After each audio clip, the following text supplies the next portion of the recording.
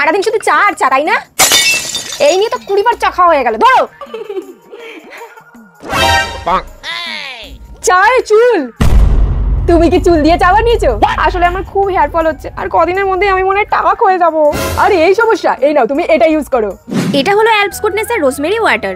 কিন্তু এর আগে আমি হেয়ারের জন্য ইউজ করতাম serum, but few drops of serum can not reach a million hair follicles. হেয়ারের জন্য আমি 2 থেকে 3 রকমের সিরাম ইউজ করেছি, বাট কোনোটাই কিছুতে কাজ করেনি। কারণ সিরাম আমরা হেয়ারে লাগাচ্ছি, বাট আদৌ ওটা স্ক্যাল্পে পৌঁছাচ্ছে কিনা আমরা জানি না। আর খুবই এক্সপেন্সিভ, আর বোতল এতটাই ছোট যে কিছুদিন ইউজ করার পরে শেষ হয়ে যাচ্ছে। এভাবে কি করে হেয়ার গ্রো হবে আমার? আর সিরাম এতটাই গ্রেসি আর স্টিকি, এই জন্যই মনে হয় সবাই রাতে একমাত্র সিরাম ব্যবহার করে। আর এমন করে করে আমার হচ্ছিল প্রচুর হেয়ার ফল। এই করতে করতে তো আমার টাকও পড়ে গেছিল। বন্ধুরা তোমরা নিজেরাই একবার দেখে নাও আমার চুলের কি অবস্থা হয়েছিল।